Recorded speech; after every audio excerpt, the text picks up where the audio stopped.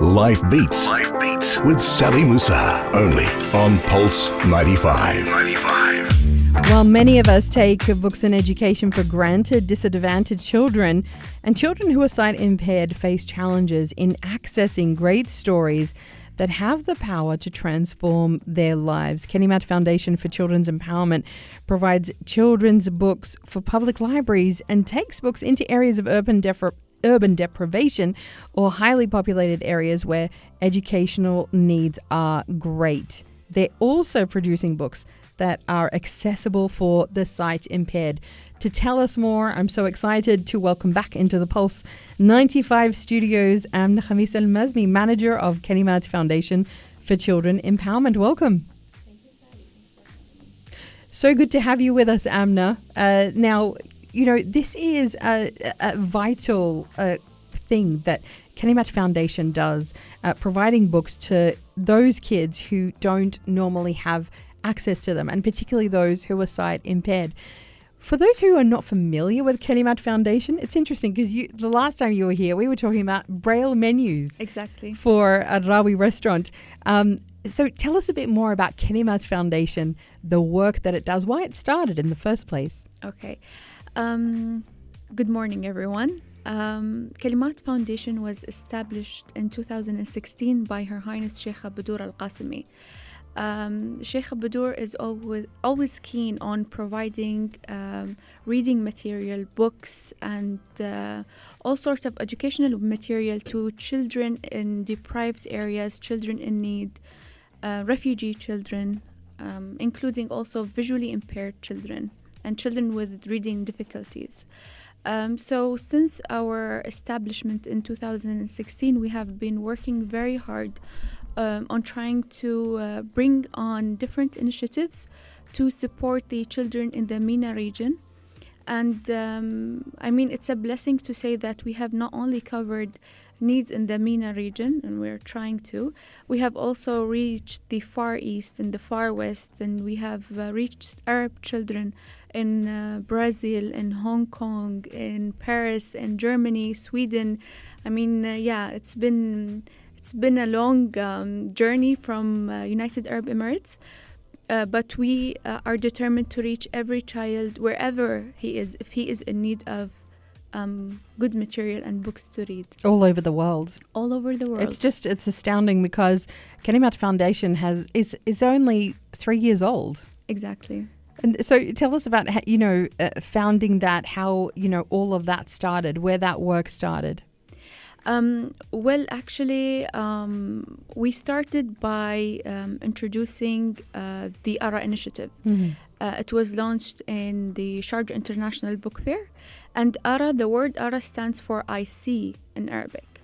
So that was the first thing, is to support the visually impaired children and the children with reading difficulties in the region. When we started this initiative, everyone is very excited, and we think, we produced books, around 30,000 books in production, and we are just ready to go and donate. But then, reality check, there is not enough information on where to donate these books. Physically, literally, we were taking our phones, calling different countries, Sudan, Egypt, Morocco. Do you want books? Do you need books for the visually impaired? And the doors were shut. Really? Yes, the doors were shut, closed in our faces, because so many countries in the region also, unfortunately, and we can't deny that, they are poor countries, or they don't focus on some of the things that are considered as leisure, for example, reading for the visually impaired. Their Ministry of Education are going to produce books, for the school, but when it comes to story and entertainment, that is there is a big lack of material in that area. So is it seen as like something that is not a necessity then? Exactly, not a necessity. It's very expensive to produce. Moreover, there are children's centers for the visually impaired that not necessarily have a library, and is not sometimes visited because of, lack of resources for the visually impaired children. So, we were taken aback, and we were like, okay, let's refocus our target. We hired an agency. We're collecting data slowly. We have contacted so many embassies, the United Arab Embassies abroad, and slowly, within 1 year span, we are getting somewhere. We are getting schools, the right schools in Jordan, in Mauritania, and all other places, the right schools, the right people to donate this material to.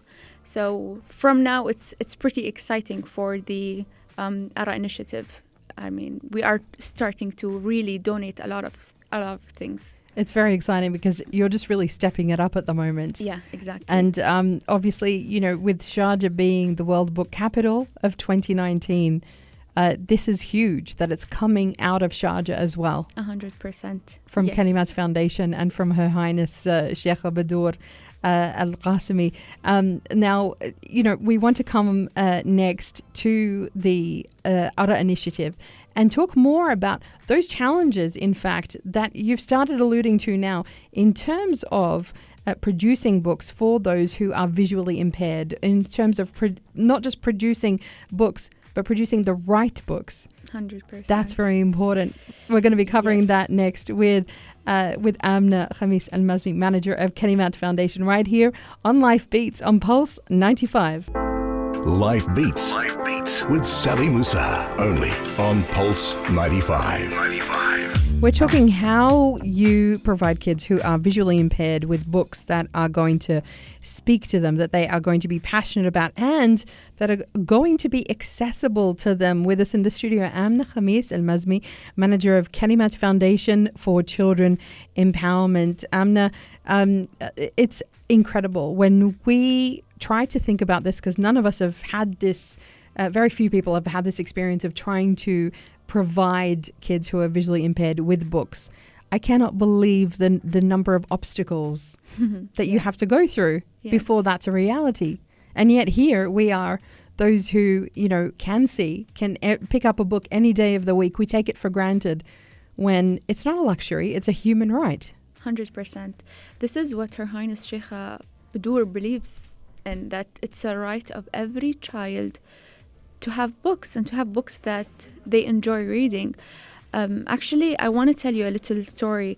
We were donating books to Amman, Jordan, the Blind Academy in Jordan. And there are kids from various age groups. You can say starting at 6-year-olds, elementary school, up to secondary and high school. The books we started producing is majorly for the kids that are in elementary school. We gave donations, everyone was excited, and then I was hearing this voice at the back. I mean, like someone was following me, and I couldn't tell with all the noise and the celebrations. And I look back, and it's like a 15, 16-year-old boy. He's like, Miss, he is visually impaired, almost completely blind. And I'm like, yes, tell me. I'm just in shock that he has been following me through my voice. I'm like, yes, please tell me. There's a request. I mean, he wanted to ask so badly. Tell me. I held his hand. What is it? He said, please, next time, bring some adventure books, please. I'm like, oh my God. I was like, yes, for sure. I mean, this would be our next step, to bring along adventure books. And I was in awe, and the principal came to me and he's like, do you know, Amna, that these books, and he is a 16-year-old boy, that these books are the first storybooks they ever held in their hands their entire life. And let me tell you this, Sally, it is not just in Jordan. It happens in Kuwait, in the MENA region. I mean, why? Why? We have all the facilities, we have the resources to do. Why are we letting them be this desperate and you know, depriving them from their right?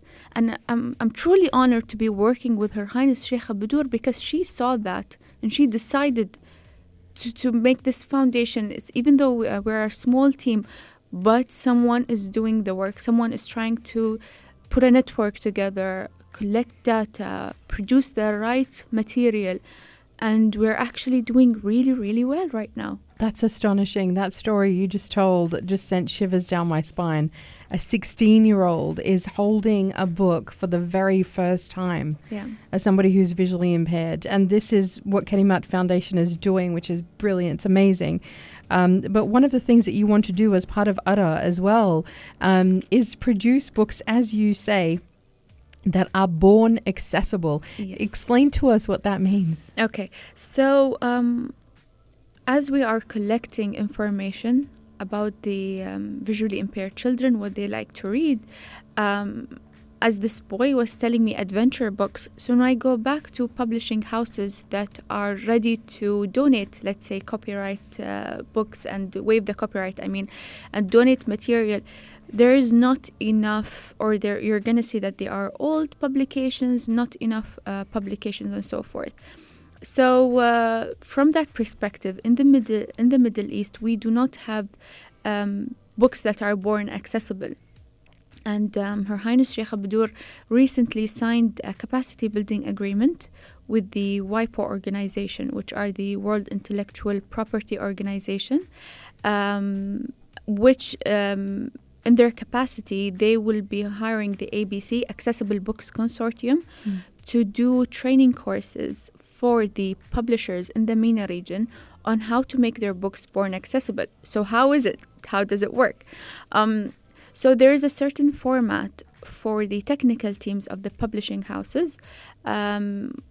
It is advised that they use, it's called EPUB 3, ePublication 3. It's advised that they use it. Why? Because as a publishing house, let's say you own a publishing house, you are interested to support the visually impaired. So you have a new publication, you have a new book. It is so easy for you to transform that into any mean of book. It's easy for you to transform it into braille, into audio, into whatever you want. So it is born accessible from the beginning. When you produce it in that form, then we won't have to worry about what books are available or not. We can just choose the title and there you go. It's already available. It's already available in accessible format. I can't stop smiling when I talk about this. It is amazing to have that up our sleeve. And we have already chosen we were like 90% there, and the training is happening next month, hopefully. That's amazing. So this is training for everybody across the MENA region on how to do this, how to make sure. But you know how this all works. What are the most important things that these publishing houses do need to keep in mind to make sure that their books are properly accessible? Well, when you produce a book for a visually impaired child or a blind child, or when you produce material, they have to keep in mind also that these children are really interested in the content of the book. That's how Every you tell, child. how Every you child tell is. the story. It's really different for them because this is all they have. This is their window to life. Every word you say, this is how they're gonna imagine it. So I think they should up their game when it comes to from now on, when they are publishers that are chosen for this training, up their game and try to be on board 100% when it comes to choosing the right material, the right stories for these children. That is always the thing, choosing the right material for kids to be engaged with and to really, feel like they're within a story, that it's written well. 100%. Yeah. That they love, that they want to be part of. We're going to come back in just a moment with Amna Al Mazmi, the manager of Kalimat Foundation. We're going to be talking a bit more about what they're doing in Kuwait, Kalimat Foundation in Kuwait. More to come after this. Life Beats with Sally Musa, only on Pulse 95.